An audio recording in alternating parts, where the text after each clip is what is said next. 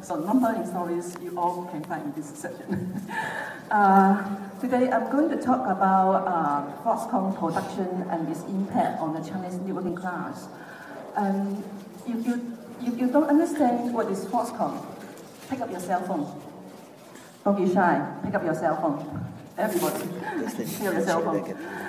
I'm going to tell you that 50% of your cell phone will be produced by Foxconn.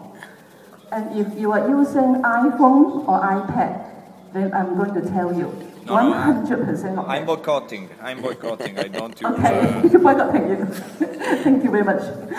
So if you're using iPhone and iPod, 100% of them, they are produced by Foxconn, and all in China, all in Chengdu. Why bother Foxconn? To echo with Venezia's analysis, I would say that Foxconn is a global capitalist phenomenon. It catch our attention simply because last year, more than 18 young workers, they commit suicide. 14 of them died, all between the age of 17 and 25, in their prime of youth. This is really, when you look at the Time magazine, because we all know that in the year of 2009, it picked up the Chinese worker as the person of the year. And it says that the Chinese workers, they have brightened the future of humanity by leading the world to the economic recovery. We can come to discussion because we can combine two thoughts, and then we can think about what makes China to have a quick recovery in the financial crisis. But the Chinese workers, using their own body, using their own life, just tell the opposite of the stories. Because immediately after the Time magazine picked up the Chinese workers as a person of the year, one by one at Foxconn they commit suicide. And because I'm just telling you, I'm a person of stories, so I need to tell you some stories. So look at this. This is a story written by workers in the Foxconn workers blog. It's after the 12th drum in the Foxconn. It says this: perhaps for the Foxconn workers and the workers like us, we who are called Wingong means rural migrant workers.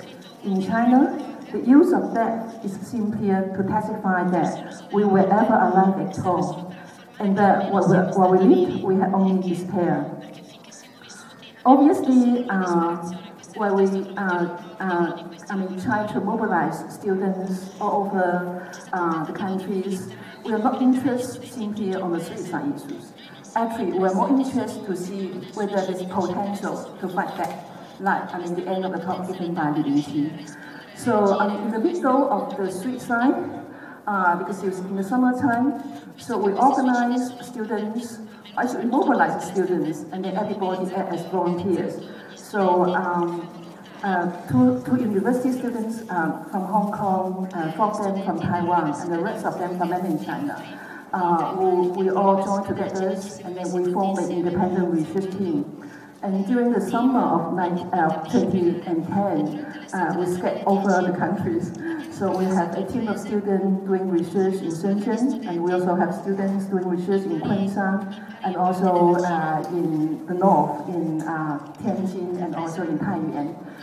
And then in October and December, we also have a team of students, and including me, we do research in Chongqing and in Chengdu, and also we continue the research up to today. So it was an ongoing research, actually.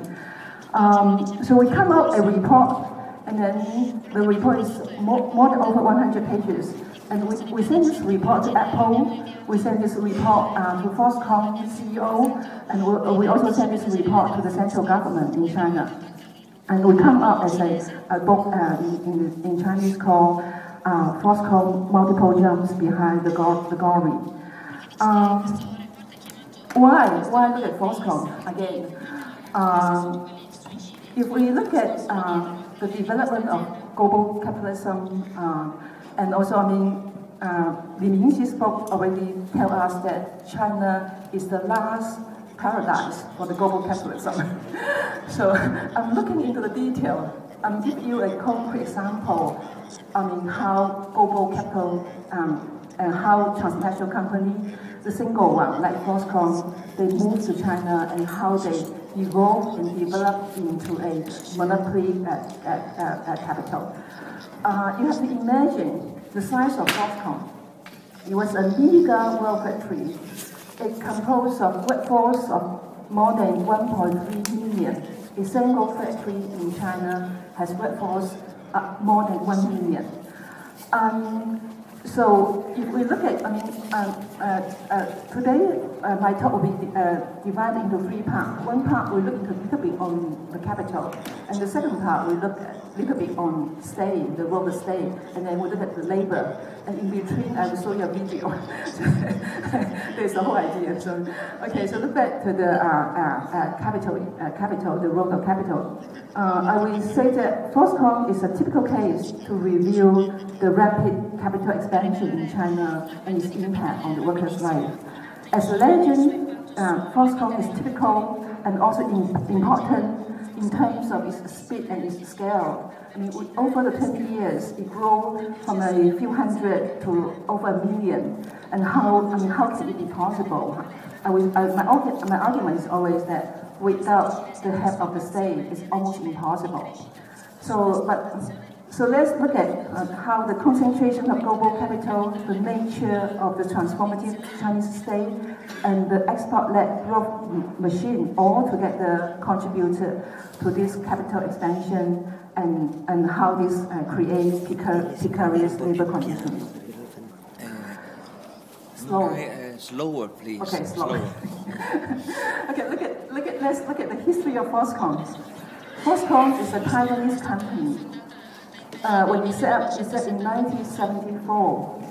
But now, Foxconn is the world's largest electronic manufacturer. And when we read Fortune Global 500, in the year 2011, Foxconn ranked number 60. Foxconn supplies and produces iPhones, iPads, music players, and all sorts of products for Apple, HP, Dell, Nokia, Samsung, and Sony. That's why I asked you to pick up your cell phone, because I'm quite sure, half of them they actually produce in Foxconn. And in the year 2008, Foxconn's revenue reached about USA 60 billion, which means what? Which equals to about 3.9% of all exports from China. And Foxconn only witnesses a slight decrease during the financial crisis. So this is the figure, even though I'm not a people figure. But look at this. By late 2011, Foxconn is projected to capture more than 50% of the world market share in the electronic manufacturing sector. So this is some of the figures you can see.